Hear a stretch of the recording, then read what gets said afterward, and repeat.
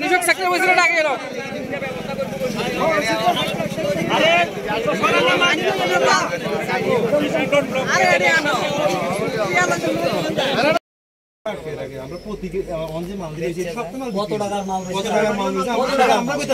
আমরা কেউ করতে না আমরা কষ্ট করে স্যার আমরা তো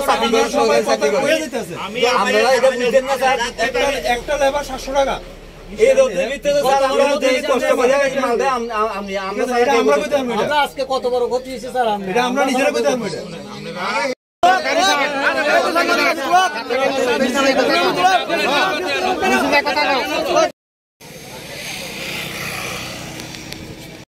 তো বাইকরা সবজি ব্যবসায়ী যারা আছে মার্কেট বাজারের ওনারা একটা রাস্তা অবরোধ করেছে। খবর পেয়ে আমি গেলাম, যাওয়ার পর দেখেছি যে কিছু সবজি ব্যবসায়ী তারা রাস্তা অবরোধ করে।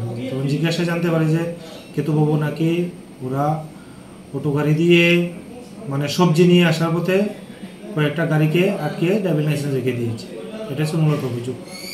তখন ওদের সাথে কথা বলে আপাতত রোড ব্লকটা উঠালাম এবং পরবর্তী সময় ওদের সাথে কথা বললাম, অভিযোগটা জানার চেষ্টা করলাম, কিন্তু তারা অভিযোগটা আমাকে এক্সপ্লেন করে বলতে পারলো না, কি বিষয়টা কি, গাড়ি আটকেছে, কটা আটকেছে সেটা আমাকে বলতে পারলো না।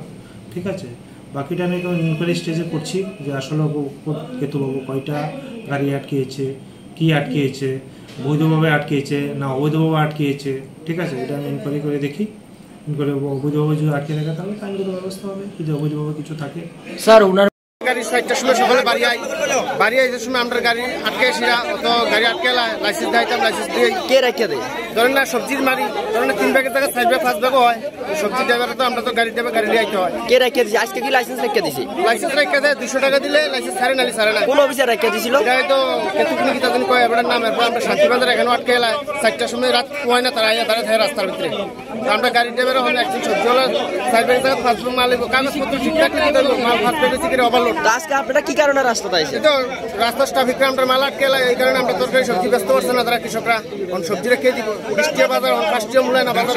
এখন আপনারা কি চাইতেছে? আমরা কি চাইতেছি আমরা যাতে রাস্তাঘাটে যাতে ট্রাফিক আমরা সকালবেলা হয়রানি না করে, যে একটা সবজি গাড়ি আইছে গাড়িটা যাতে না আটকায় ছেড়ে দেয়। আপনি নামটা সঠিক আমি বলতে পারি না, তারা নাম কি জানি না, যারা জানি তারা অফিসারের নামটা আমি সঠিক জানি না, কিন্তু তারা সকালবেলা আমরা বাড়ি আইতে লইলে আটকে এলা স্টার্টিংয়ে বয়সীরা কাগজপত্র সবই ঠিক থাকে, কিন্তু ওই লাইসেন্সটা নিয়ে আটকে এলা ফাইন দিয়ে দিব বলে তারা 200 টাকা 300 টাকা 500 টাকা ফাইন করতে। এটা কোন জায়গা? এটা বাইকরা বাজার। আজকে ঘটনা এই আরো কয়েকবার ধরে হইতাছে, মানে 200 টাকা 300 টাকা রেখে গাড়ি থেকে ছেড়ে দেয় সকালবেলা সবজি গাড়ি থেকে। এখন আপনারা কি চাইতেছেন? আমরা কি চাইতেছি আমরা রোডে যেতে আমরা না আটকে একটা সবজি গাড়ি যেতে না আটকে সকালে একটা সবজি গাড়ি লয়ে যাবো, একটু আমরা আটকে নিলে সবজিটা ব্যস্ত পারে না কৃষকরা, এই আমরা সমস্যা জানানোর জন্য। বাজারে তো আমাকে কেউ কিছু বলেনি।